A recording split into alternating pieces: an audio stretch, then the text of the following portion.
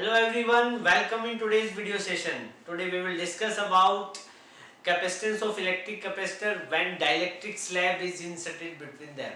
हम आज देखेंगे कि हमारे पास एक कैपेसिटर रहेगा और कैपेसिटर की दोनों प्लेट के बीच में हम एक डाइलेक्ट्रिक इंसर्ट करेंगे तो कैपेसिटर की कैपेसिटेंस पे क्या इफेक्ट रहेगा, मतलब कैपेसिटेंस इंक्रीज होगी, डिक्रीज होगी, सेम रहेगी, ये सारी बातें हम डिस्कस करेंगे। उसके बाद में हम देखेंगे कि कैपेसिटर की दोनों प्लेट के बीच में हम एक कंडक्टिंग स्लैब भी डालेंगे, लाइक कोई कंडक्टर इंसर्ट कर देंगे, तो उस केस में जो कैपेसिटर है आपका उसकी कैपेसिटेंस पे क्या इफेक्ट रहेगा, इंक्रीज होगी, डिक्रीज होगी या सेम रहेगी, इन सभी चीज़ों को हम डिस्कस करेंगे। So without making any delay topic को स्टार्ट करते हैं। बट सबसे पहले प्रीवियस क्लास में मैंने आपको जब पोलराइजेशन वाला टॉपिक करवाया था तो मैंने आपको डाइलेक्ट्रिक्स के अबाउट बताया था, ठीक है। तो अब डाइलेक्ट्रिक्स से रिलेटेड एक छोटा सा टॉपिक है डाइइलेक्ट्रिक स्ट्रेंथ।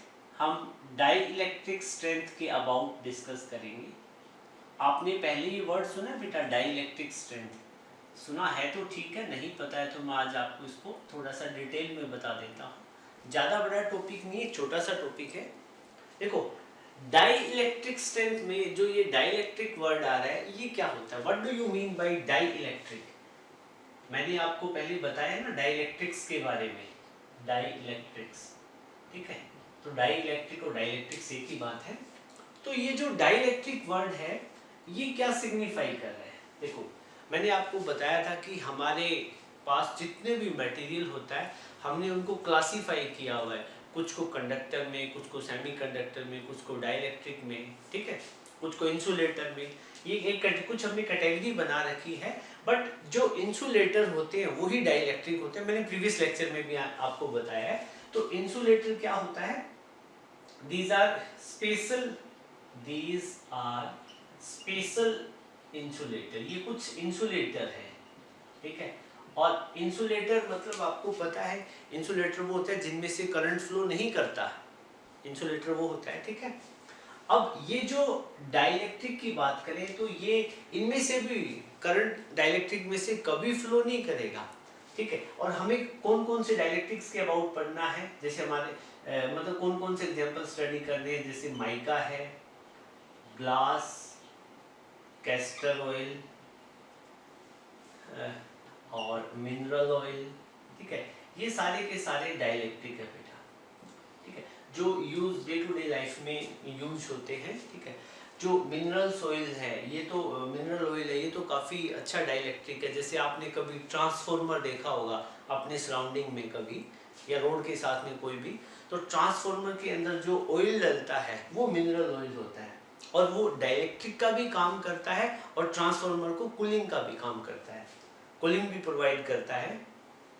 कैस्टर ऑयल है, ये भी बहुत अच्छा डाइइलेक्ट्रिक है। ये जहाँ पे हाई वोल्टेज मतलब ट्रांसमिशन लाइन हो या हाई वोल्टेज के केस में, मतलब हम इसको वहाँ हमें जैसे स्पेशल रिक्वायरमेंट होती है हमारी वहाँ पे डाइइलेक्ट्रिक्स की, उसकी इलेक्ट्रिसिटी वाले मैकेनिज्म में फिट करने के लिए, डालने के लिए, तो वहाँ पे हम कैस्टर ऑयल भी यूज़ करेंगे। जो कैपेसिटर्स बनते हैं उनमें ये माइका, ग्लास वगैरह ये मटेरियल यूज होते हैं, ओके।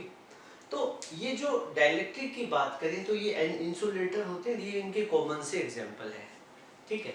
और बेटा डाइइलेक्ट्रिक के बारे में मैंने क्या बताया आपको, they don't allow electricity to flow, they don't allow electricity to flow, ये इलेक्ट्रिसिटी को फ्लो नहीं करने देते। मतलब इनके अंदर जो एटम होता है, एटम के अंदर जो पेरेंट न्यूक्लियस है और उसकी सराउंडिंग में इलेक्ट्रॉन है, इलेक्ट्रॉन न्यूक्लियस से बाहर, मतलब अपने एटम से बाहर नहीं जा सकते हैं, मतलब वो मटेरियल को छोड़ के बाहर इलेक्ट्रॉन नहीं जाएंगे, फ्री इलेक्ट्रॉन यहाँ पे नहीं होते हैं, तो यहाँ पे इलेक्ट्रिसिटी भी फ्लो नहीं करती। देखो डाइइलेक्ट्रिक के बारे में मैंने आपको कुछ बताया है। अब हम पढ़ेंगे डाइइलेक्ट्रिक स्ट्रेंथ क्या होती है, ठीक है। तो डाइइलेक्ट्रिक स्ट्रेंथ क्या होती है बेटा, जैसे सपोज करो कि यहाँ पे मेरे पास एक कोई जोन है, स्पेसिफिक जोन है, जिसमें मेरे पास यहाँ पे बहुत सारा पॉजिटिव चार्ज है और यहाँ पे बहुत ज़्यादा नेगेटिव चार्ज है, ठीक है।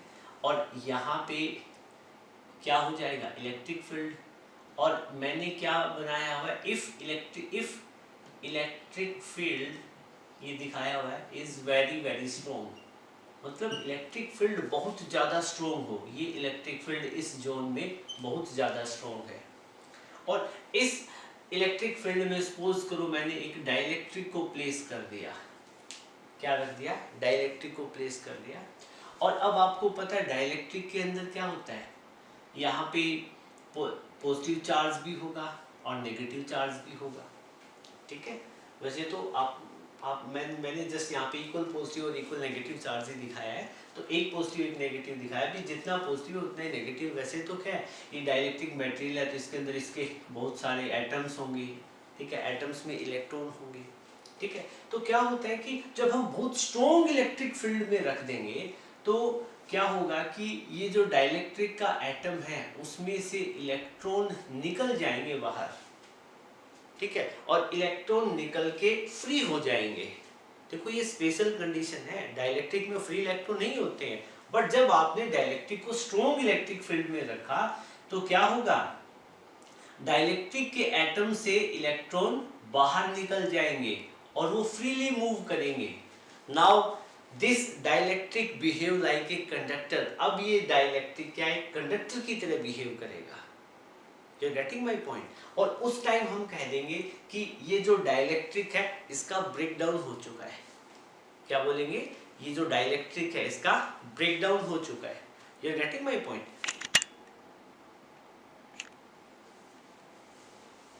सो डाइलेक्ट्रिक स्ट्रेंथ को डिफाइन करें तो ये क्या रहेगा, it is the maximum value of electric field, it is the maximum value of applied electric field up to which breakdown of dielectric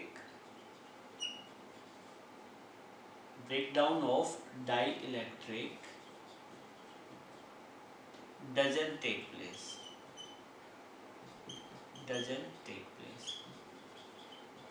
बेटा देखो डाइलेक्ट्रिक स्ट्रेंथ क्या होती है। देखो आपको पता है कि कोई भी आपके पास डाइलेक्ट्रिक है, आप उसको स्ट्रॉन्ग इलेक्ट्रिक फील्ड में रखोगे तो उसके वो कंडक्टर बन सकता है वेरी स्ट्रॉन्ग इलेक्ट्रिक फील्ड में। क्यों बन सकता है वो आपको पता है, अभी मैंने बताया। बट जो, अब एक बात बताओ, कोई भी डाइलेक्ट्रिक होता है उसको जब हम इलेक्ट्रिक फील्ड में रखते हैं तो यूजुअली क्या होता है, डाइलेक्ट्रिक के दोनों सरफेस पे चार्ज इंड्यूस हो जाते हैं, ठीक है। व्हाट डज इट मीन, इसका मतलब क्या है कि डाइलेक्ट्रिक इलेक्ट्रिक फील्ड की कुछ वैल्यू तक, इलेक्ट्रिक फील्ड की कुछ इंटेंसिटी तक अपने आप को विथस्टैंड कर सकता है। ओके, मतलब क्या है, मतलब एक इलेक्ट्रिक फील्ड की वो लिमिट जहां तक जो डाइलेक्ट्रिक के अंदर ब्रेकडाउन ना हो, वो इलेक्ट्रिक फील्ड की maximum value, external electric field की या अप्लाइड इलेक्ट्रिक फील्ड की वो मैक्सिमम वैल्यू जिस पे डाइलेक्ट्रिक का क्या है ब्रेकडाउन ना हो, उसको हम बोलेंगे डाइलेक्ट्रिक स्ट्रेंथ। एक तरह से यूं मानो कि ये लास्ट लिमिट होती है डाइलेक्ट्रिक की कि जहां तक वो एक्सटर्नल इलेक्ट्रिक फील्ड की वैल्यू को बियर कर सकता है, मतलब वो तब तक वो डाइलेक्ट्रिक बना रहता है। वैल्यू इससे ज्यादा हो जाएगी इस केस में, तो डाइलेक्ट्रिक स्ट्रेंथ से ज्यादा, मतलब कोई भी मटेरियल है, सपोज करो उसकी कुछ डाइलेक्ट्रिक स्ट्रेंथ की वैल्यू है, उससे ज्यादा हमने फील्ड लगा दिया ना, तो उस केस में फिर वो डाइलेक्ट्रिक नहीं रहेगा, वो कंडक्टर बन जाएगा, ठीक है।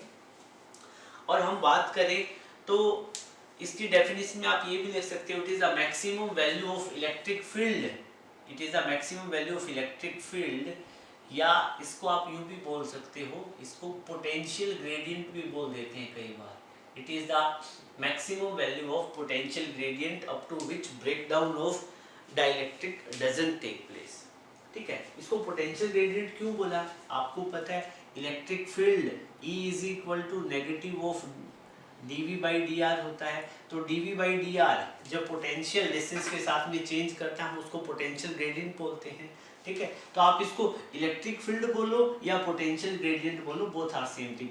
dV by dr किसको रिप्रेजेंट करता है, पोटेंशियल ग्रेडियंट को, ओके, और E किसको रिप्रेजेंट कर रहा है, इलेक्ट्रिक फील्ड को, ठीक है। अब यहीं से हम यूनिट की बात करें तो एसआई यूनिट क्या रहेगा, SI unit of dielectric strength.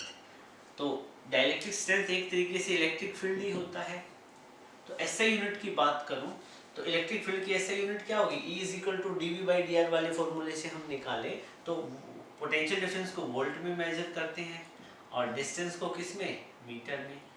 तो एसआई यूनिट इलेक्ट्रिक फील्ड की डाइलेक्ट्रिक स्ट्रेंथ की एसआई यूनिट, देखो डाइलेक्ट्रिक स्ट्रेंथ क्या होता है, इलेक्ट्रिक फील्ड ही होता है, तो इसकी यूनिट क्या बन जाएगी, वोल्ट पर मीटर।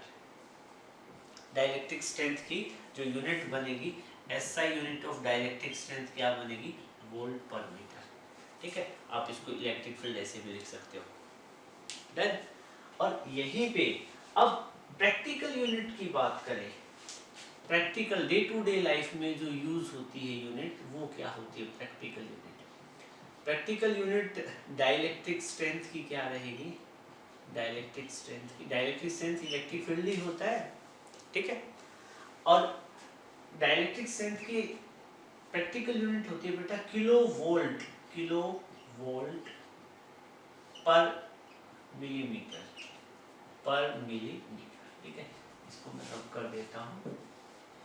ठीक है, तो आप इसको ऐसे लिख देते हैं केवी।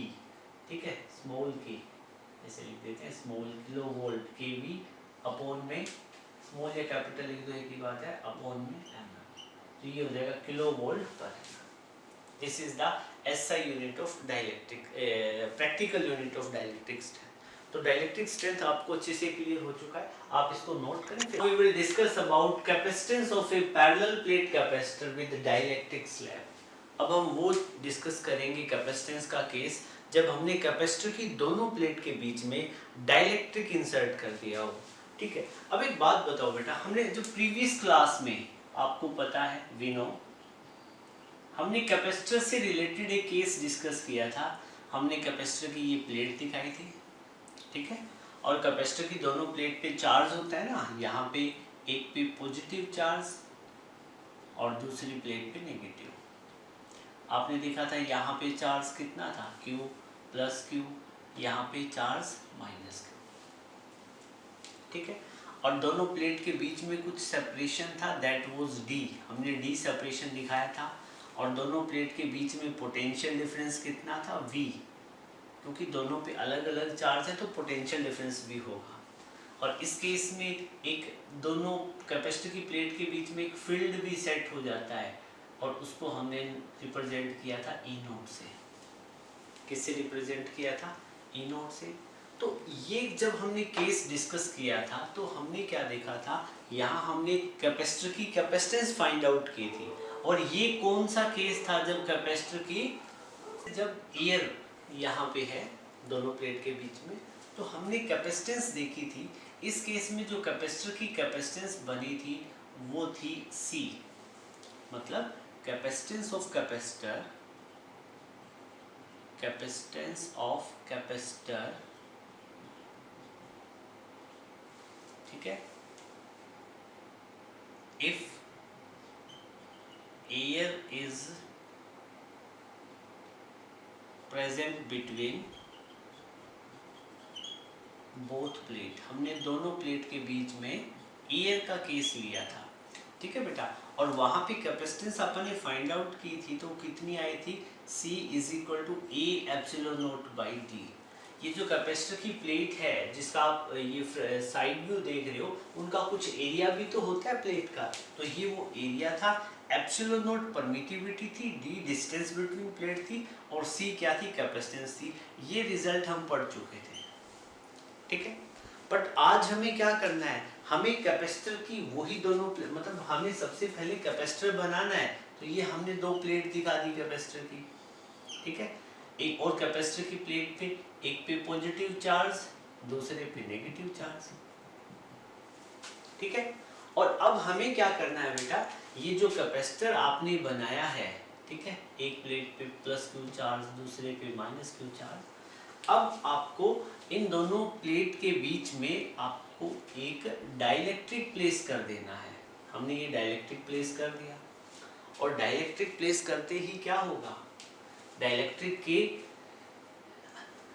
को अब आपने इलेक्ट्रिक फील्ड में रख दिया है, ज़्यादा स्ट्रॉन्ग इलेक्ट्रिक फील्ड नहीं है, तो क्या होगा, जो डाइलेक्ट्रिक के अंदर नेगेटिव चार्ज है वो फील्ड की अपोजिट डायरेक्शन में मूव करेंगे, यहाँ पे आ जाएंगे, पॉजिटिव चार्ज यहाँ पे आ जाएगा। ठीक है, बस इतने दिखा दो, ऐसे दिखा दो, आप कुछ ही दिखा दो, ऐसे यहाँ पे नेगेटिव चार्ज आ जाएगा, यहाँ पे पॉजिटिव। ठीक है, और ये चार्ज कौन सा है, ये इंड्यूस चार्ज है, यहाँ QI है, प्लस माइनस QI और ये प्लस QI है। ठीक है बेटा, और कभी भी ये इक्वल नहीं होगा, मान लो ये +6 कूलाम है तो ये -6 कूलाम नहीं होगा, क्योंकि मतलब जब हम डाइलेक्ट्रिक को फील्ड में रखेंगे तो वो इतना स्ट्रॉन्ग नहीं होता कि सारे के सारे फ्री इलेक्ट्रॉन को इधर ले आए, यू नो ना वेरी वेल। ओके, तो यहाँ पे -Q चार्ज, यहाँ पे +Q चार्ज। और अब देखो, ये जो आपने डाइलेक्ट्रिक इंसर्ट किया है इसकी कुछ थिकनेस रही होगी। देखो दोनों प्लेट के बीच में इनिशियल डिस्टेंस तो कितना था, दैट वाज d। और हम डाइलेक्ट्रिक की प्लेट की थिकनेस की बात करें तो प्लेट की थिकनेस कितनी है, स्मॉल t। और जो आपने डाइलेक्ट्रिक मटेरियल डाला है उसका एक कांस्टेंट होता है, डाइलेक्ट्रिक कांस्टेंट। ठीक है, हर मटेरियल का अलग अलग होता है, आपकी बुक में एक टेबल गिवन होती है, उसमें हर एक डाइलेक्ट्रिक मटेरियल की की वैल्यू गिवन होती है, डाइलेक्ट्रिक कांस्टेंट कितना होगा और डाइलेक्ट्रिक स्ट्रेंथ कितनी होगी, तो आप वहां से देख सकते हो। तो यहाँ जो डाइलेक्ट्रिक हमने प्लेस किया है उसका कांस्टेंट कितना है, K। अब जब हम ऐसा करेंगे तो क्या होगा बेटा, एक बात बताओ, देखो पहले जब कैपेसिटर की प्लेट, ये पॉजिटिव वाली प्लेट है, नेगेटिव वाली है, तो इन यहाँ दोनों प्लेट के बीच में एक फील्ड होगा और उस फील्ड को हम E0 से दिखा देते हैं। ठीक है, जैसे आप डाइलेक्ट्रिक को रखोगे इस फील्ड में, जैसे आप इस डाइलेक्ट्रिक को रखोगे तो डाइलेक्ट्रिक के सरफेस पे चार्ज इंड्यूस हो जाएगा, माइनस और प्लस, तो एक तरीके से डाइलेक्ट्रिक के अंदर भी एक फील्ड प्रोड्यूस हो जाएगा, जो अप्लाइड जो फील्ड है उसकी अपोजिट डायरेक्शन में, उसको हम EI, इंड्यूस इलेक्ट्रिक फील्ड बोलते हैं। ठीक है, तो आप ये इंड्यूस इलेक्ट्रिक फील्ड हो जाएगा। अब ये देखो, कुछ इलेक्ट्रिक फील्ड इस डायरेक्शन में लेफ्ट टू राइट, कुछ राइट टू लेफ्ट है, तो दोनों अपोजिट डायरेक्शन में होंगे। तो मैं डाइलेक्ट्रिक के अंदर की बात करूं तो यहाँ इलेक्ट्रिक फील्ड कितना होगा, नेट इलेक्ट्रिक फील्ड एग्जिस्ट करेगा, सपोज करो E। और ये E क्या चीज है, net electric field inside dielectric है, ये किसके इक्वल होगा, अप्लाइड इलेक्ट्रिक फील्ड में से इंड्यूस्ड इलेक्ट्रिक फील्ड को माइनस कर दो। अप्लाइड इलेक्ट्रिक फील्ड में से हम इंड्यूस्ड इलेक्ट्रिक फील्ड को माइनस करेंगे तो ये वैल्यू मिल जाएगी हमें। ठीक है बेटा, this is the net electric field. अब एक बात बताओ बेटा, ये जो सारी चीजें आप इनको नोट कर लो। यहाँ पे देखो E0 क्या चीज है, अप्लाइड या एक्सटर्नल इलेक्ट्रिक फील्ड। ठीक है, या फिर आप लिख सकते हो electric field between plates of capacitor, plates of capacitor, capacitor की प्लेट के बीच में जो फील्ड है। और EI क्या चीज है, इंड्यूस्ड इलेक्ट्रिक फील्ड है, ये इंड्यूस्ड इलेक्ट्रिक फील्ड है इनसाइड डाइलेक्ट्रिक। बेटा आपको पता है डाइलेक्ट्रिक के अंदर फील्ड इंड्यूस हो जाएगा। ठीक है, चार्जेस का प्रॉपर फ्लो नहीं होगा क्योंकि फ्री इलेक्ट्रॉन नहीं होते हैं, बट इलेक्ट्रॉन की उसके अंदर ही शिफ्टिंग हो जाती है। तो इससे डाइलेक्ट्रिक क्या है, एक इलेक्ट्रिकल नेचर शो करते हैं। ये पहले हमने डाइलेक्ट्रिक के केस में इन चीज़ों को डिस्कस कर चुके हैं। और वहीं पे हम बात करें टी क्या चीज़ है, thickness of dielectric, thickness of dielectric की थिकनेस है। ठीक है, और E क्या चीज़ है, नेट इलेक्ट्रिक फील्ड, ये है net electric field inside dielectric. Dielectric के अंदर जो नेट इलेक्ट्रिक फील्ड एग्जिस्ट करता है वो E से हमने रिप्रेजेंट किया है। और K को आप दिखा दो, K क्या चीज़ है, dielectric constant, dielectric constant of dielectric material, dielectric material. ठीक है, जो डाइलेक्ट्रिक आपने जिस मटेरियल का लिया है, ग्लास लिया है, माइका लिया है, कैस्ट्रॉइल लिया है, मिनरल ऑयल लिया, जो लिया है उसका के कितना होता है वो उसका कांस्टेंट है। ठीक है बेटा। अब एक बात बताओ, जब आपने एक बात बताओ, आपके पास कैपेसिटर की प्लेट थी, उसके बीच में पहले कुछ इलेक्ट्रिक फील्ड की वैल्यू थी। जब आप डाइलेक्ट्रिक रखोगे तो डाइलेक्ट्रिक उसके फील्ड को क्या करेगा, डिक्रीज करेगा। इलेक्ट्रिक फील्ड को क्या कर देगा, डिक्रीज करेगा, क्योंकि डाइलेक्ट्रिक के अंदर एक चार्जेस इंड्यूस होने से अप्लाइड इलेक्ट्रिक फील्ड के अपोजिट डायरेक्शन में फील्ड प्रोड्यूस हुआ तो इलेक्ट्रिक फील्ड रिड्यूस हो जाएगा। ठीक है। और दूसरा आपने एक फॉर्मूला पढ़ा है E is equal to V by E is equal to minus D V by D R. तो इसको मैं यूं भी लिख सकता हूँ, E is equal to V by D, तो इसको V is equal to E D लिख सकते हैं। आपको पता है फील्ड डिक्रीज किया है तो पोटेंशियल भी क्या है, डिक्रीज हो जाएगा, जब D क्या रहे, कांस्टेंट। तो अब इस केस में फील्ड भी डिक्रीज हो रहा है और पोटेंशियल भी डिक्रीज हो रहा है। तो अब इन दोनों के डिक्रीज होने से कैपेसिटेंस पे क्या फर्क पड़ेगा हम वो देखेंगे। ठीक है बेटा। और अब मैं बात करूं इसकी कैपेसिटेंस की, तो पहले कैपेसिटेंस कितनी थी, C थी। अब मैं कहता हूं कि अब इसकी कैपेसिटेंस कितनी है, C डैश। तो C डैश क्या चीज है, capacitance of capacitor, capacitance of capacitor in presence of dielectric, in presence of dielectric, dielectric की प्रेजेंस में कितनी कैपेसिटेंस है। ठीक है। चलो, आपको पता है पोटेंशियल की वैल्यू चेंज हुई है, फील्ड भी चेंज हो रहा है, पोटेंशियल भी चेंज हो रहा है। मैं आपसे पूछ रहा हूँ कि अब पोटेंशियल की वैल्यू कितनी रहेगी, हम वो कैलकुलेट करेंगे। ठीक है। मैं कह रहा हूँ कि इसकी पोटेंशियल की वैल्यू, पहले पोटेंशियल मान लो कि V रहा होगा, अब पोटेंशियल कितना हो गया, V डैश, क्योंकि फील्ड चेंज करने से तो पोटेंशियल भी चेंज हो जाता है। तो V डैश क्या चीज है, potential difference between plates of capacitor in presence of dielectric, dielectric की प्रेजेंस में V डैश हमारा पोटेंशियल डिफरेंस होगा। ठीक है। तो पोटेंशियल डिफरेंस की बात करें, potential difference in presence of dielectric, dielectric की प्रेजेंस में पोटेंशियल कितना रहेगा, V डैश, पोटेंशियल डिफरेंस कितना रहेगा, V डैश। अब एक बात बताओ बेटा, एक तो पोटेंशियल डिफरेंस इस जोन में एग्जिस्ट करेगा डाइलेक्ट्रिक वाले में, और दूसरा जोन करेगा दोनों प्लेट के बीच में। तो जब डाइलेक्ट्रिक वाले जोन को मैं हाइड कर लेता हूं तो बचा हुआ जोन कौन सा बना, ये वाला और ये वाला। देखो यहाँ पे क्या चीज है, एयर, यहाँ पे एयर। ठीक है। तो ये एयर वाला जोन है, इसमें पोटेंशियल डिफरेंस एग्जिस्ट कर रहा है प्लेट के कारण, और ये वाला जोन है, यहाँ पे मटेरियल कैसा है, डाइलेक्ट्रिक। तो दो तरह के पोटेंशियल डिफरेंस हो गए ना, एक तो एयर वाले जोन का और एक डाइलेक्ट्रिक वाले जोन का। तो जो टोटल पोटेंशियल डिफरेंस एग्जिस्ट करेगा, एक तो एग्जिस्ट करेगा एयर वाले जोन का और दूसरा करेगा डाइलेक्ट्रिक वाले जोन का, और टोटल को ऐड करेंगे तो हमें पोटेंशियल डिफरेंस मिल जाएगा इन कैपेसिटर की प्लेट का VA। ये जो पोटेंशियल डिफरेंस है ये एयर वाले केस का है। ठीक है। तो एयर वाला एक जोन ये बना, एक जोन ये बना। ठीक है। अब टोटल डिस्टेंस D थी दोनों प्लेट के बीच में, D में से T माइनस कर दिया मैंने, थिकनेस ऑफ डाइलेक्ट्रिक स्लैब। तो ये वाली डिस्टेंस और ये वाली डिस्टेंस कितनी बनी दोनों, D माइनस T। मतलब एयर वाले केस के में जो टोटल जो डिस्टेंस है वो कितनी है, D माइनस T, ये दोनों मिला के।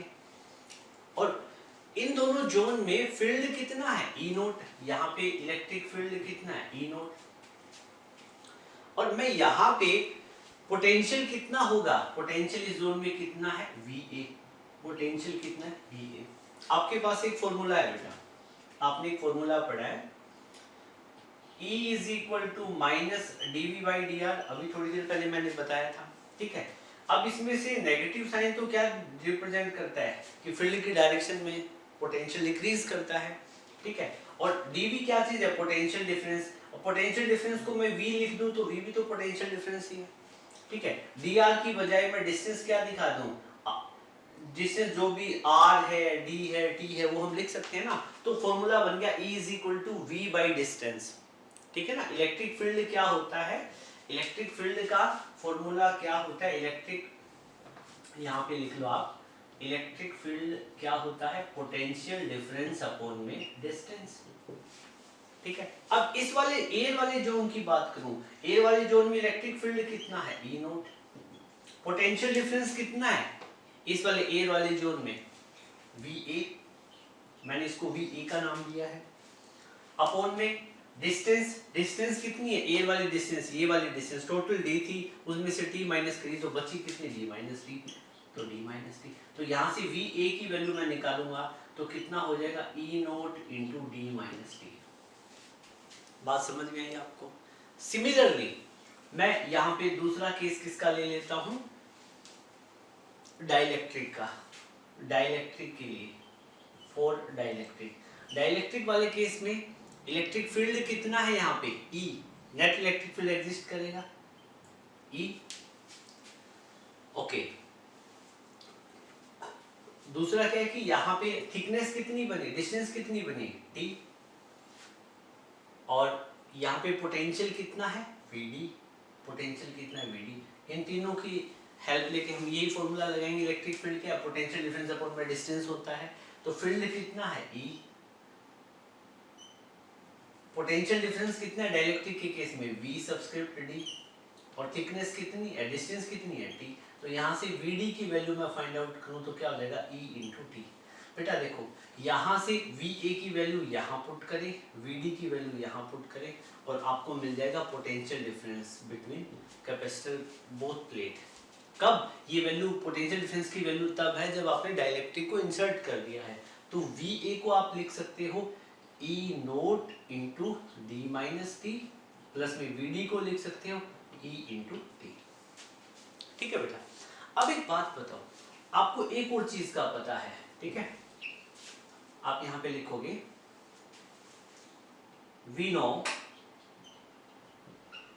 मैंने आपको डाइलेक्ट्रिक कांस्टेंट बताया था जब पोलराइजेशन वगैरह करवा रहा था, तो डाइलेक्ट्रिक कांस्टेंट क्या होता है, E naught electric field between the plate of capacitor, ठीक है, और ई नोट क्या एक्सटर्नल इलेक्ट्रिक फील्ड था, अपॉन में ई, ये क्या चीज था, रिड्यूस्ड इलेक्ट्रिक फील्ड, क्या था, रिड्यूस्ड इलेक्ट्रिक फील्ड। जब हम डाइलेक्ट्रिक फील्ड, डाइलेक्ट्रिक रख देते हैं इलेक्ट्रिक फील्ड में, तो ये जो रिड्यूस्ड इलेक्ट्रिक फील्ड ई बनता है, ई क्या चीज होता है, ई नोट माइनस में ई आई, ठीक है, तो हम इसको ऐसे लिख सकते हैं, और यहीं से मैं मल्टी ई को ऊपर ले जाऊं, के को नीचे लेके आऊं, तो या मैं इसको ऐसे भी लिख सकता हूं, देखो E is equal to E naught upon में के, चलेगा, ठीक है। अब मैं ये वाली जो इक्वेशन है, इस वाली इक्वेशन में इसको इक्वेशन फर्स्ट बोलता हूं, इक्वेशन फर्स्ट में मैं E की वैल्यू पुट कर सकता हूं, ठीक है, कैसे लिखोगे आप, put value of E in equation first, equation first में, इक्वेशन फर्स्ट आपके पास क्या चीज है बेटा, ये देखो, इक्वेशन फर्स्ट आपके पास में V dash is equal to E naught D minus T plus में ई टी। आप टी की जगह क्या लिख सकते हो, ई नोट बाई के, देखो इस, फिर आपको क्या रिजल्ट मिलेगा, E naught into d minus T plus में E naught by K into t, और V dash is equal to E naught common ले लो, क्या बचेगा, डी माइनस टी प्लस में टी बाई के।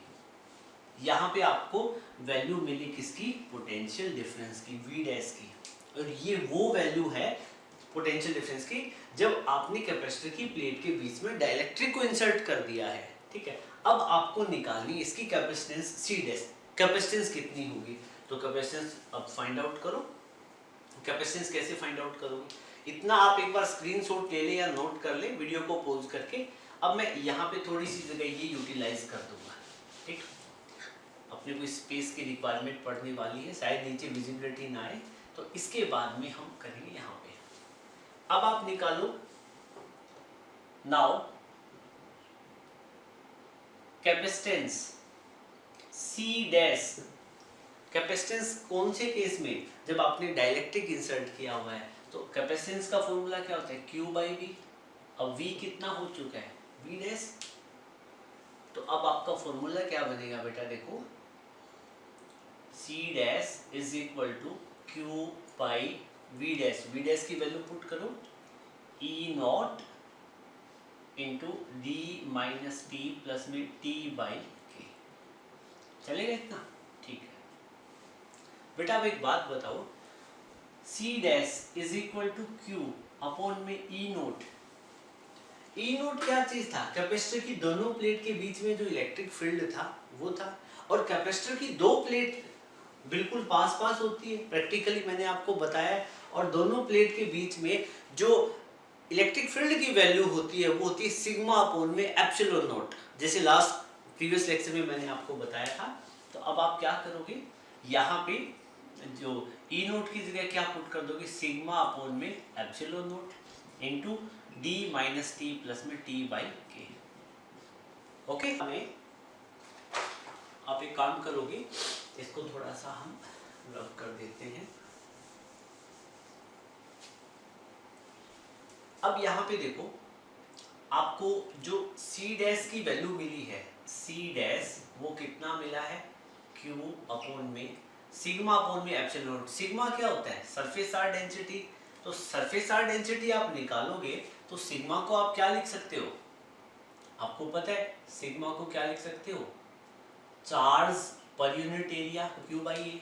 तो sorry Q by A, charge per unit area Q by A. तो sigma को आप लिखोगे क्यू अपॉन में ए और नीचे क्या है, एप्सिलॉन नॉट आ जाएगा डी माइनस टी प्लस में टी बाई के। ठीक है बेटा, यहाँ आप Q से Q कैंसिल आउट करोगे, ए एप्सिलॉन नॉट यहाँ ऊपर आ जाएगा। तो आप सी डैश की वैल्यू फाइंड आउट करोगे तो ये मिल जाएगी आपको ए एप्सिलॉन नॉट अपॉन में डी माइनस टी प्लस में टी बाई के। ठीक है, तो ये हमारे पास कैपेसिटेंस की वैल्यू आ चुकी है। कब? जब हमने कैपेसिटर की दोनों प्लेट के बीच में डाइलेक्ट्रिक इंसर्ट करेंगे तो ये रिलेशन बनेगा। ठीक है, अब एक बात बताओ बेटा, इस रिलेशन से आप क्या बताओगे कि कैपेसिटेंस इंक्रीज हुई या डिक्रीज हुई? देखो आपको पता है सी डैश कैपेसिटेंस है, ये नीचे वाली चीज देखो, पहले एयर वाला केस है, हम दोनों का कंपैरिजन करते हैं। ठीक है, दोनों फॉर्मूलों का कंपैरिजन करते हैं। होपफुली आपने नोट कर लिया होगा। देखो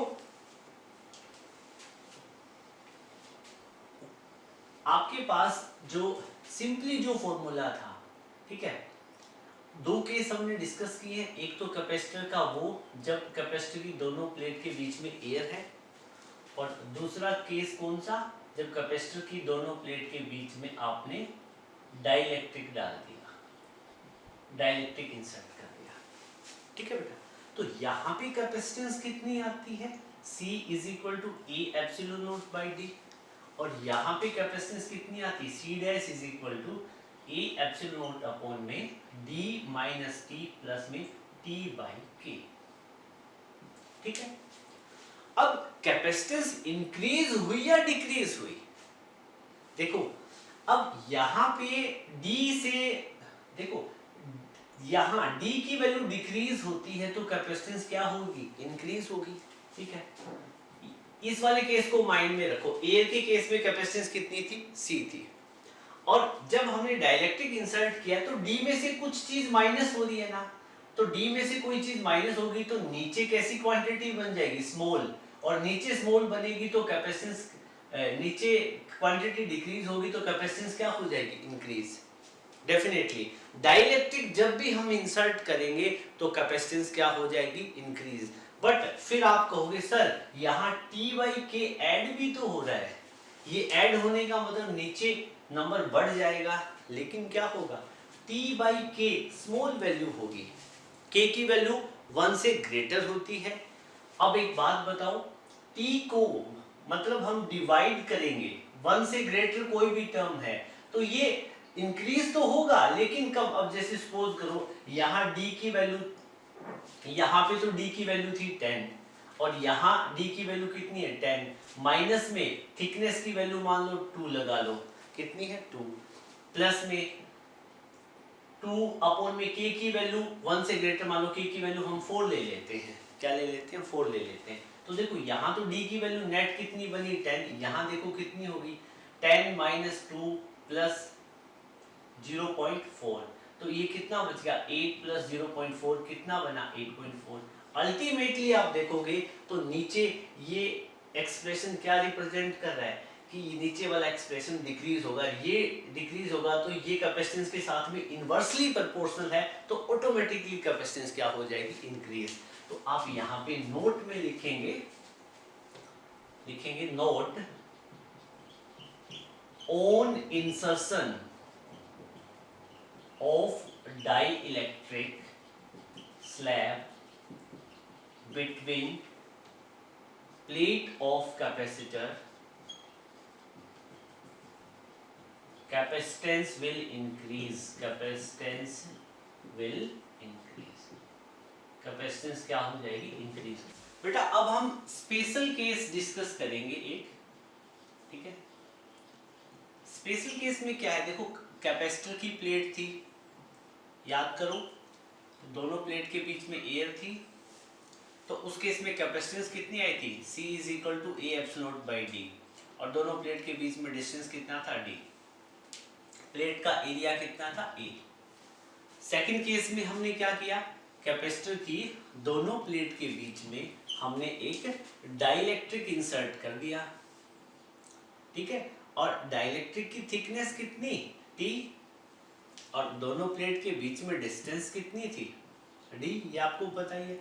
प्लेट का एरिया कितना था A। अब इस केस में हमने जब कैपेसिटेंस फाइंड आउट की तो कैपेसिटेंस हमें मिली C डैश, और कैपेसिटेंस की वैल्यू कितनी मिली A एप्सिलॉन नॉट अपॉन में D माइनस T प्लस में T बाई K, ठीक है। अब तीसरा केस क्या कह रहा है, अब इस स्पेशल केस में क्या कह रहा है, कह रहा है कि ये जो कैपेसिटर की प्लेट है, ये जो कैपेसिटर की आप प्लेट देख रहे हो, इस पूरी प्लेट के अंदर ही, मतलब कैपेसिटर की दोनों प्लेट के बीच में डिस्टेंस कितना था D था, और हम पूरी की पूरी इस तरीके से डाइइलेक्ट्रिक को फिल कर दें कि बीच में कोई स्पेस छोड़े ही ना। You are getting my concept, जो मैं बता रहा हूं आप समझ रहे हो क्या वो चीज, मतलब if whole capacitor, if the space between whole capacitor is filled with dielectric, मतलब पूरी इसमें हम क्या फिल कर दें, डाइइलेक्ट्रिक फिल कर दें, ठीक है, डाइइलेक्ट्रिक फिल कर दें। पहले तो डाइइलेक्ट्रिक T थिकनेस तक फिल था, अब पूरे में हम डाइइलेक्ट्रिक फिल कर दें, अब कैपेसिटेंस कितना होगा, ठीक है। स्पेशल केस क्या है, if entire space between plate of capacitor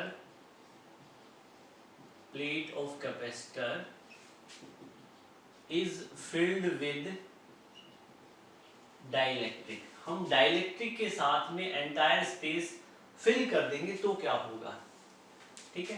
then capacitance will be कितनी होगी, जो कैपेसिटेंस है, देखो कैपेसिटेंस का फॉर्मूला क्या था, C dash is equal to A epsilon naught D minus T plus में T बाई K, ये फॉर्मूला था, ठीक है, डाइइलेक्ट्रिक के केस में। बट अब यहाँ पे क्या हो गया, यहाँ पे सिचुएशन क्या हो गई कि अब मैं आपसे कहूँ कि डाइइलेक्ट्रिक की थिकनेस कितनी है, तो डाइइलेक्ट्रिक की थिकनेस T है, और T और D दोनों इक्वल हो जाते हैं, मतलब बट यहाँ पे लिखोगे नाउ जो थिकनेस ऑफ डाइइलेक्ट्रिक है वो किसके इक्वल होगी, डिस्टेंस बिटवीन बोथ प्लेट, ठीक है। तो इस ये रिलेशन आप यहाँ पे पुट कर दो, जब आप पुट करोगे तो वैल्यू आपको कितनी मिलेगी, A epsilon naught D minus में T को क्या पुट कर दो D प्लस में D बाई K। अब जब आप इसको पुट करोगे तो D से D कैंसिल आउट हो जाएगा, ओके, T को D या D को T कुछ भी पुट करो कोई फर्क नहीं पड़ेगा। तो यहाँ पे आपको रिजल्ट मिलेगा A epsilon naught D, K ऊपर आ जाएगा, K यहाँ मल्टीप्लाई हो जाएगा। तो फाइनली आपको जो वैल्यू मिलेगी C डैश कैपेसिटेंस की वो मिलेगी, वो कितनी मिलेगी, K times of A epsilon naught by D। मतलब जो नई कैपेसिटेंस होगी वो dielectric constant times of initial capacitance in presence of air.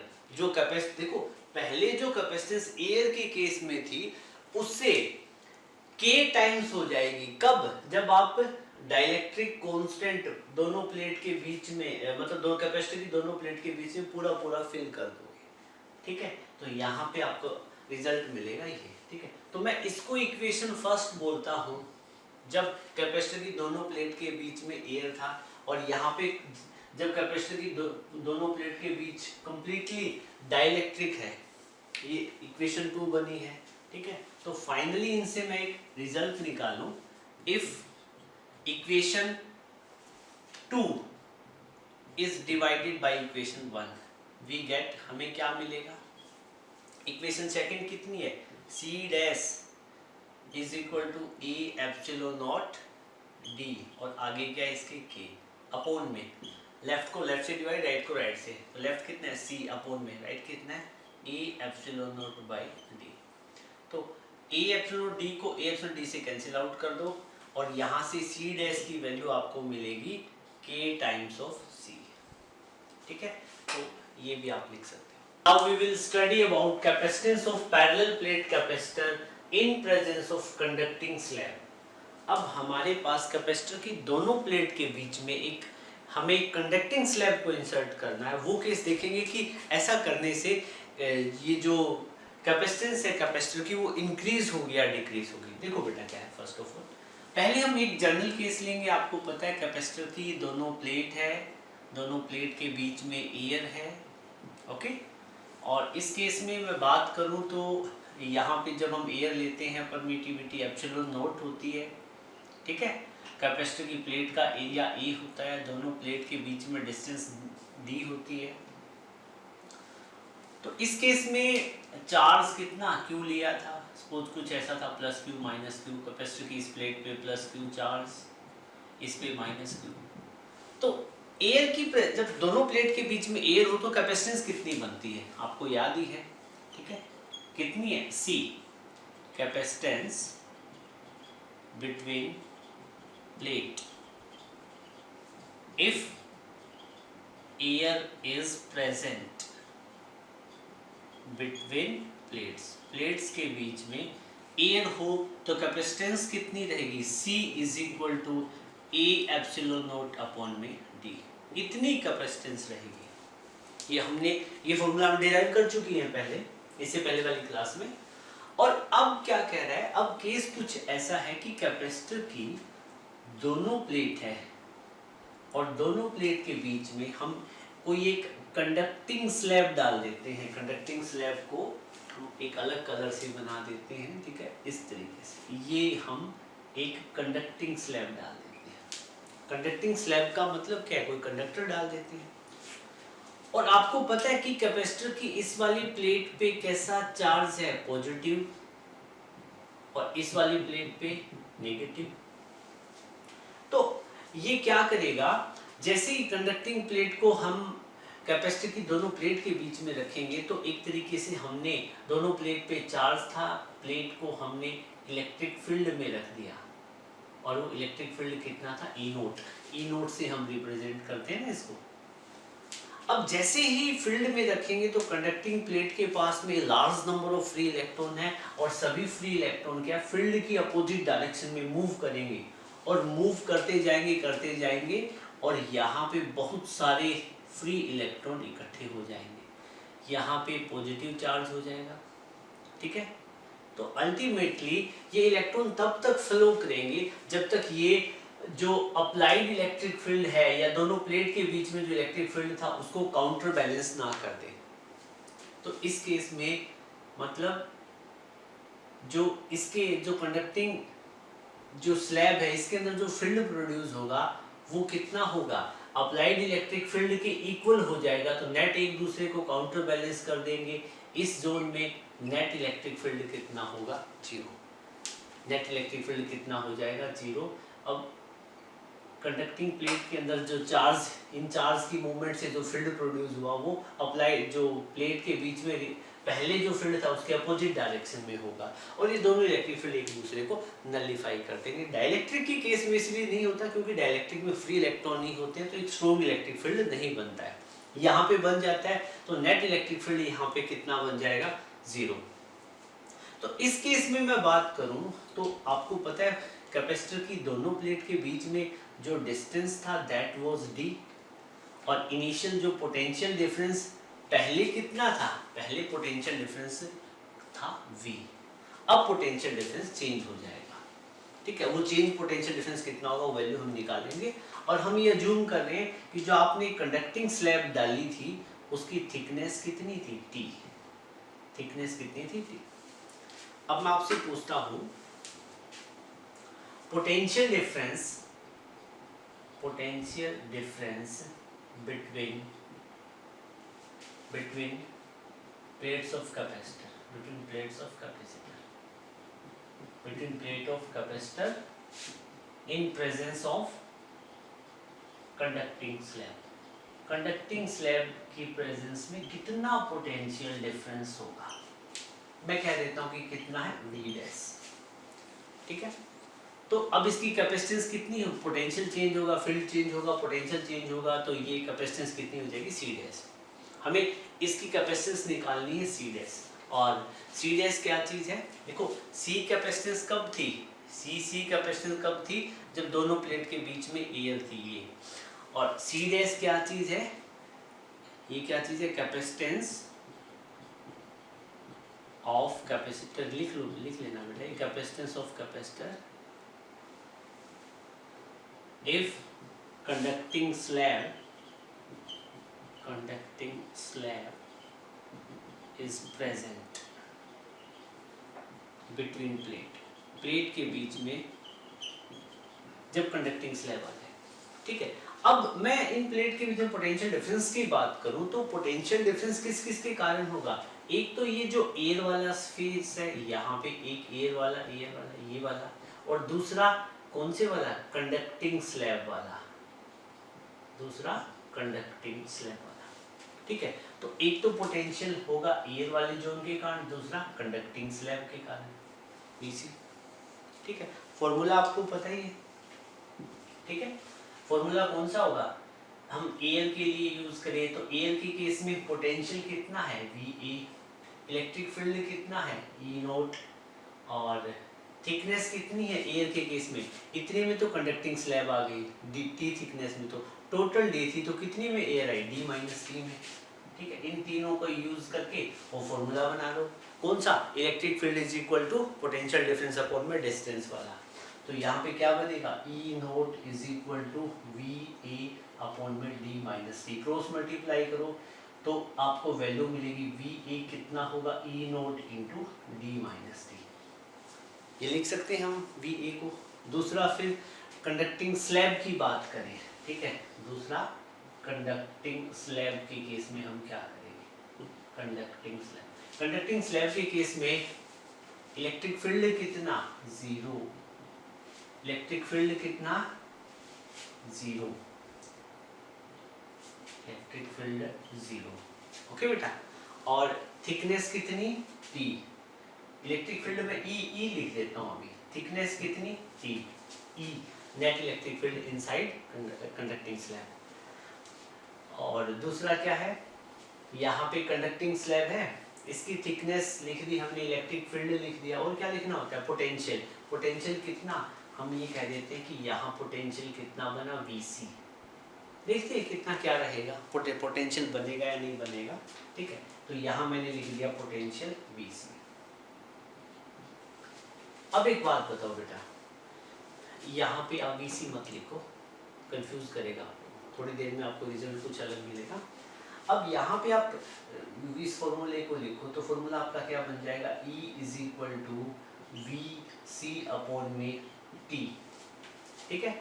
Electric field कितना है कंडक्टर के अंदर, 0, ठीक है। Vc इज इक्वल अपॉन में T, तो Vc की वैल्यू यहाँ पे कितनी आ जाएगी, 0, तो Vc 0 और Va कितना, E naught into D minus T.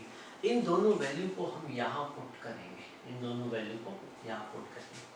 तो वैल्यू पुट करेंगे, B dash is equal to V A की वैल्यू कितनी है, E naught into d minus T, plus में वी सी की वैल्यू कितनी है 0, तो वी डैश को हम क्या लिखेंगे, E naught into d minus t. ठीक है, हमारा जो पर्पस था हमें फाइंड आउट क्या करनी थी, कैपेसिटेंस।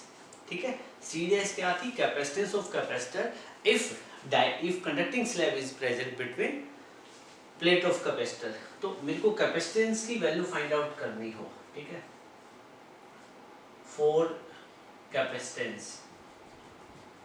कैपेसिटेंस हम फाइंड आउट करें तो सी डैश का फॉर्मूला क्या हो जाएगा, Q by V dash, C dash is equal to Q upon में वी डैश की वैल्यू कितनी है बेटा, E naught into d minus t. Done, ये तो 0 तो आएगा। ठीक है, तो ये वाली वैल्यू पुट कर दी, तो C dash is equal to Q upon में ई नोट क्या चीज है बेटा, दो कैपेसिटर की दोनों प्लेट के बीच में फील्ड, यहाँ पे हर जगह फील्ड कैसा होता है, यूनिफॉर्म। सिर्फ कंडक्टिंग स्लैब वाले जोन में फील्ड 0 हुआ है, यहाँ और यहाँ तो फील्ड क्या है, यूनिफॉर्म है, क्योंकि कैपेसिटर की जो दोनों प्लेट है वो काफी क्लोज होती है। तो उस केस में हम जो इलेक्ट्रिक फील्ड फाइंड आउट करते हैं वो हमें कितना मिलता है, सिग्मा अपॉन में एप्सिलॉन नॉट। ठीक है, होपफुली आपको याद होगा ये, इंटू डी माइनस टी। अब मैं इस रिजल्ट को यहां लिखता हूं। तो अब एक बात बताओ बेटा, सी डैश की वैल्यू आपको कितनी मिली, सी डैश की वैल्यू आपको मिलेगी Q अपॉन में sigma surface charge density. Sigma को आप क्या लिख सकते हो, चार्ज पर यूनिट एरिया। ठीक है, Q बाई एस लिखो, Q बाई ए लिखो, कोई फर्क नहीं पड़ेगा, एरिया हमने ए लिया तो ए लिख देंगे। तो यहाँ पे आ जाएगा, सिग्मा को लिखेंगे Q अपॉन में ए और साथ में एप्सिलॉन नोट है ही नीचे और डी माइनस टी। यहाँ से आप Q से Q को कैंसिल आउट करोगे, ए एप्सिलॉन नोट ये ऊपर चला जाएगा और सी डैश की वैल्यू आपको मिलेगी, वो मिलेगी ए एप्सिलॉन नोट अपॉन में डी माइनस टी। ठीक है बेटा, तो आपके पास में जो रिजल्ट आया है वो ये आया है, मतलब कंडक्टिंग स्लैब के केस में जो कैपेसिटेंस बनेगी that will be A epsilon note upon में डी माइनस टी। ठीक है, इस रिजल्ट को आप अच्छे से, अभी बेटा आपने क्या देखा, हमारे पास में जो कंडक्टर कैपेसिटर की दो प्लेट थी उनके बीच में जब एयर रहता है तो कैपेसिटेंस की वैल्यू आती है A epsilon note by D. दूसरा केस हमने क्या देखा, कैपेसिटर की इन्हीं प्लेट के बीच में सपोज करो मैंने कंडक्टिंग स्लैब पुट कर दी, ये कंडक्टिंग स्लैब है। ठीक है, कंडक्टर की बनी हुई जिसकी थिकनेस T थी और कैपेसिटर की दोनों प्लेट के बीच का डिस्टेंस कितना था, D था। तो इस केस में हमने क्या देखा कि कैपेसिटेंस की वैल्यू चेंज हो जाती है, सी डैश की वैल्यू आती है ए एप्सिलॉन नॉट अपॉन में डी माइनस टी। ठीक है, तो अब ये जो कैपेसिटेंस है ये डिक्रीज की, मतलब कैपेसिटेंस इंक्रीज होगी या डिक्रीज होगी। देखो एयर की केस की बात करूं तो कैपेसिटेंस कितनी थी, C is equal to A epsilon naught upon में डी, और कंडक्टिंग स्लैब के केस में कैपेसिटेंस आती है ए एप्सिलॉन नॉट अपॉन में डी माइनस टी। तो यहाँ डी में से कुछ डिक्रीज हुआ है तो नीचे वाली वैल्यू क्या हुई है, डिक्रीज हुई है, तो कंडक्टेंस क्या हुई है, इंक्रीज हुई है। तो आप लिख सकते हो क्लियरली, ये इक्वेशन फर्स्ट है, ये इक्वेशन सेकंड है। Clearly from equation second we can say capacitance will increase on insertion of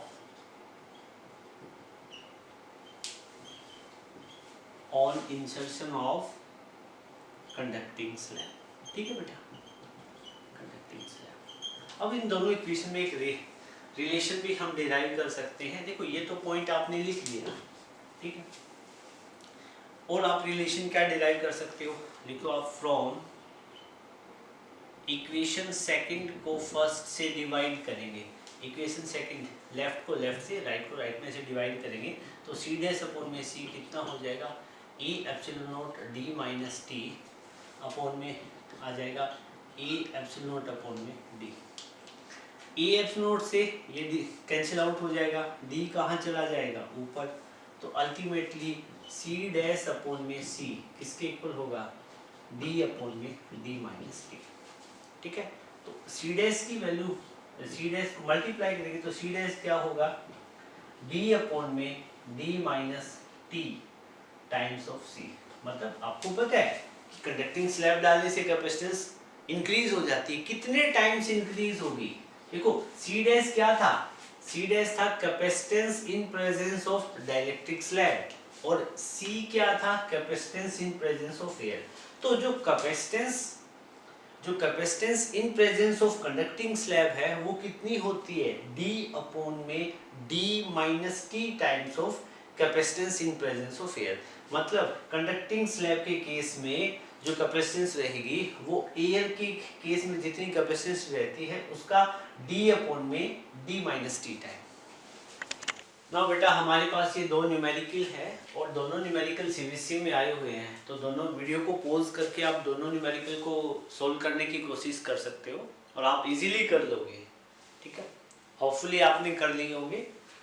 ठीक है, नहीं हुए तो मैं एक बार इनको डिस्कस कर लेता हूँ। देखो फर्स्ट न्यूमेरिकल में क्या गिवन है आपको, और फर्स्ट न्यूमेरिकल में आपको गिवन है two plates of parallel plate capacitor are 4 mm apart.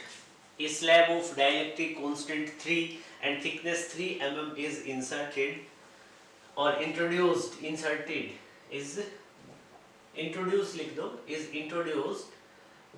between plate its face parallel to them if distance is so adjusted that capacitance of capacitor become 2/3 of original value. Find the new distance between plate. बिल्कुल simple सा numerical है, simple सी statement है। आपको क्या बोला गया है कि कैपेसिटर की एक पैरेलल प्लेट कैपेसिटर, उसकी दोनों प्लेट के बीच में डिस्टेंस 4 mm है। ठीक है, इनिशियली ऐसा है, मान लो कि उनके बीच में हम स्लैब डाल दें जिसका K 3 है, थिकनेस 3 mm है, तो उस केस में मतलब इस तरीके से इंट्रोड्यूस किया जाता है कि उसका फेस क्या है, पैरेलल रहे।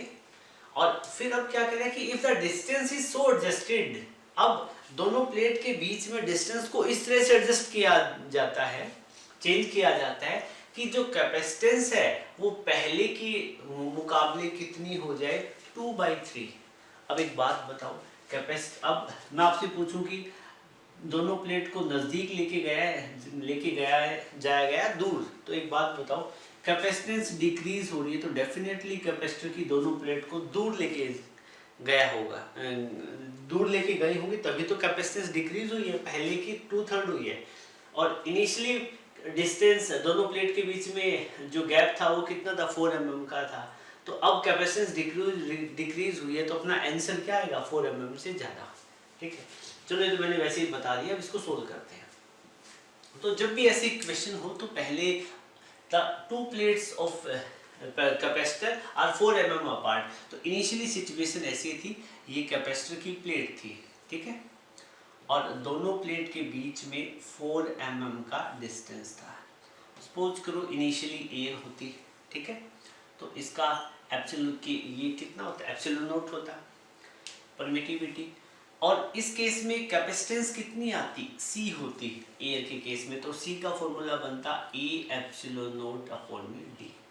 ठीक है, D क्या था, डिस्टेंस बिटवीन बोथ प्लेट, दोनों प्लेट के बीच में डिस्टेंस कितना है, D। ठीक है बेटा, लेकिन अब क्या करें कि ये जो कैपेसिटर की जो प्लेट्स हैं, ये जो कैपेसिटर की प्लेट्स हैं, हमने इनके बीच में क्या इंसर्ट कर दिया है, डाइलेक्ट्रिक इंसर्ट किया है, और जो डाइलेक्ट्रिक इंसर्ट किया है उसका K डाइलेक्ट्रिक कांस्टेंट 3 है, और जो थिकनेस है वो कितनी है, 3 mm थिकनेस की डाइलेक्ट्रिक को इंसर्ट किया है। और दोनों प्लेट है उनके बीच में डिस्टेंस कितना था बताओ, D इनिशियली। अब ठीक है, सॉरी थिकनेस कितनी है, 3। अब क्या कह रहे हैं कि ये जो डिस्टेंस है ना, इसको भी कैपेसिटर की प्लेट के बीच का डिस्टेंस भी हम वेरी कर रहे हैं। ठीक है, तो सपोज करो कि हमने डिस्टेंस को चेंज कर दिया, तो अब डिस्टेंस की वैल्यू कितनी हो जाएगी, डी डैश, ठीक है। और ये इस डिस्टेंस को हमने इस तरीके से एडजस्ट किया कि जो कैपेसिटेंस है ना इसकी, पहले इसकी कैपेसिटेंस कितनी थी, सी थी, अब कैपेसिटेंस कितनी बन गई इसकी, 2/3 of C. You are getting my point. मतलब डिस्टेंस, ये डाइलेक्ट्रिक डालने के बाद में प्लेट्स को ऐसे एडजस्ट किया गया कि इस कैपेसिटर की जो कैपेसिटेंस है पहले के मुकाबले कितनी हो जाए, 2/3। तो इस केस में अब हम फॉर्मूला लगाते हैं। अब ये तो एक तो इक्वेशन अपने पास क्या बन गई, फर्स्ट। इस बार ये तो सिचुएशन कब थी, ये तो सिचुएशन कब थी, बिफोर इंसर्शन डाइलेक्ट्रिक डालने से पहले, ठीक है। और ये सिचुएशन कब बनी, आफ्टर डाइलेक्ट्रिक, जब हमने डाइलेक्ट्रिक को इंसर्ट कर दिया, ठीक है। तो इस केस में हम फॉर्मूला लिखिए कैपेसिटेंस का। तो देखो डाइलेक्ट्रिक के केस में जब हम कैपेसिटेंस का फॉर्मूला पढ़ते हैं तो सी डैश का फॉर्मूला याद करो कितना आता है, ए एप्सिलॉन नॉट अपॉन में डी माइनस टी प्लस में टी बाई के। डन, ऐसा फॉर्मूला आता है। तो अब यहाँ पे हम इस फॉर्मूले को लिखेंगे। तो अब एक बात बताओ, अपनी नई कैपेसिटेंस कितनी बन गई, 2/3 of C, 2/3 of C. Area plate का वो ये चेंज नहीं किया, ए एप्सिलॉन नॉट अपॉन में डी। अब ये जो डी डिस्टेंस है वो कितनी है, डी डैश। अब डी कितना बन चुका है यहाँ पे, इस वाले केस में डी कितना है, डी डैश। तो इसको लिखोगे आप डी डैश, ठीक है ना, क्योंकि हमने चेंज किया है डिस्टेंस बिटवीन प्लेट। माइनस में टी, थिकनेस कितनी है, 3 mm, थिकनेस कितनी है, 3 mm। तो आप इसको mm को मीटर में कन्वर्ट कर लो बेटा, ठीक है। मीटर में कन्वर्ट करोगे तो 10 की पावर -3 प्लस में 3 इंटू 10 की पावर -3 अपॉन में के की वैल्यू कितनी थी, के की वैल्यू भी 3 है, ठीक है। तो ऐसे आप इसको सोल्व कर लोगे। अब आप यहाँ पे देखो 3 से 3 कैंसिल आउट कर दो, डन। और उसके बाद में जो वैल्यू आपके पास मिलेगी वो कितनी मिलेगी, 2/3 C is equal to A epsilon naught upon में डी डैश माइनस में 10 की पावर -3 कॉमन ले लो और बचेगा 3 माइनस में 1, ठीक है बेटा। ये सोल्व करने के बाद में ये आपको मिलेगा। इसके बाद में देखो यहाँ पे जो वैल्यू है आपके पास, ये आपका रिजल्ट मिला 2/3। अब एक बात बताओ बेटा, फ्रॉम इक्वेशन 1 से सी को हम क्या लिख सकते हैं, ए एप्सिलॉन नॉट बाई डी। तो लिख लो आप, तो यहाँ पे लिखो फ्रॉम, इसके बाद यहाँ पे फ्रॉम इक्वेशन 1 से 2/3 सी को हम क्या लिखेंगे, A epsilon naught by D is equal to A epsilon naught upon में डी डैश माइनस में 3 - 1 कितना बचा, 2, तो 2 इंटू 10 की पावर -3, ठीक है बेटा। फिर ए एप्सिलॉन नॉट से ए एप्सिलॉन नॉट काट दो और उसके बाद में जो वैल्यू बची 2/3 अपॉन में 1/d। डी देखो कितना था इनिशियली, डी की वैल्यू 4 mm, तो आप यहाँ पे पुट करोगे 4 इंटू 10 की पावर -3, ठीक है, इज इक्वल टू 1 अपॉन में डी डैश माइनस में 2 इंटू 10 की पावर -3। ऐसे सोल्व करोगे तो ये वैल्यू मिलेगी आपको, इसको सोल्व कर लो, 2 आ जाएगा कैंसिल आउट करके, तो 1 अपॉन में 6 इंटू 10 की पावर -3 अब इज इक्वल टू 1 अपॉन में डी डैश माइनस में 2 इंटू 10 की पावर -3, ठीक है। तो अब आपने मीटर में कन्वर्ट कर लिया है अल्टीमेटली, तो क्रॉस मल्टीप्लाई करोगे तो डी डैश -2 इंटू 10 की power -3 is equal to 6 into 10 की power -3, D dash is equal to 6 into 10 की पावर -3 मीटर में है ये, और ये उधर जाएगा तो प्लस में 2 इंटू 10 की पावर -3, ये आ जाएगा 8 इंटू 10 की पावर -3 और यूनिट मीटर रहेगी। तो D dash is equal to 8, 10 की पावर -3 को मिली लिख सकते हैं, आगे क्या मीटर, तो डी डैश आ जाएगा 10 की पावर, डी डैश आ जाएगा 8 mm। ओके, नोट करिए। अब अपने पास ये सेकंड न्यूमेरिकल है। सेकंड न्यूमेरिकल में क्या गिवन है बेटा, a slab of material of dielectric constant K has same as same area as parallel plate capacitor, एक स्लैब पैरेलल प्लेट कैपेसिटर के बीच में डाली जाती है। जितना कैपेसिटर की प्लेट का एरिया है उतना ही एरिया स्लैब का है। But thickness is d/2, but thickness कितनी है d/2, और d क्या चीज है, d is the distance between parallel plate capacitor. मतलब क्या है, मान लो कैपेसिटर के प्लेट के बीच में डिस्टेंस है 10 mm का, तो उनके बीच में जो आपने स्लैब इंसर्ट की है उसकी थिकनेस कितनी 5 mm, वो d/2 है, मतलब डिस्टेंस बिटवीन प्लेट का हाफ है। Find the expression for capacitance if slab is inserted between plates.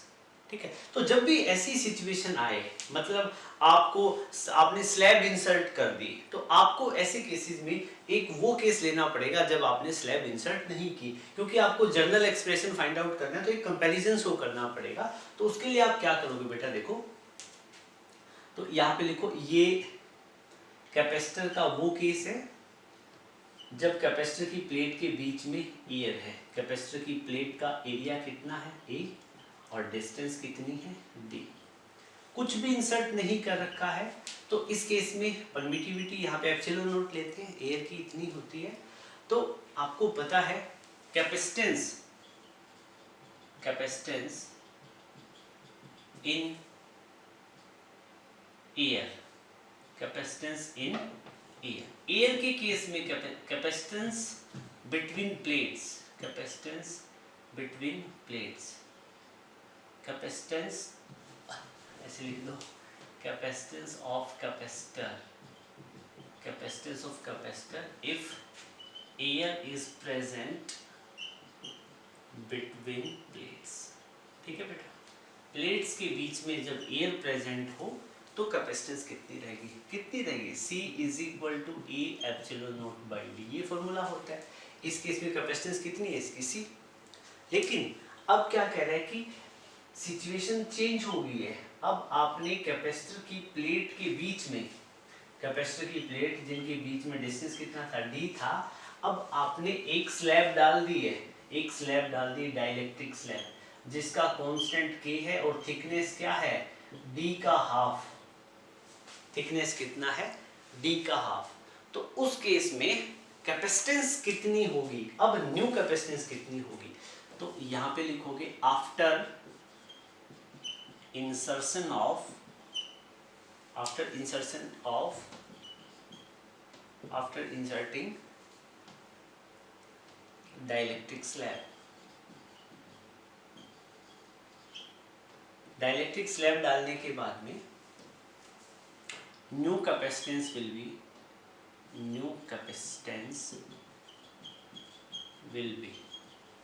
कितनी होगी C डैश। अब कैपेसिटेंस कितनी हो जाएगी C डैश। ठीक है, आपको पता है डाइलेक्ट्रिक डालने से वेरी करती है, तो फॉर्मूला क्या बनता है आपका, E epsilon naught D minus T plus में T बाई के, ये फॉर्मूला बनता है। ठीक है, तो E epsilon naught D minus में T, थिकनेस कितनी है बेटा, थिकनेस कितनी होगी D/2 प्लस में T को क्या पुट कर दोगे D/2। ठीक है, तो फिर आपकी जो कैपेसिटेंस बनेगी न्यू कितनी बनेगी, ए एप्सिलॉन नॉट डी में से d/2 गया, कितना बचा d/2 ही, प्लस में d/2 के।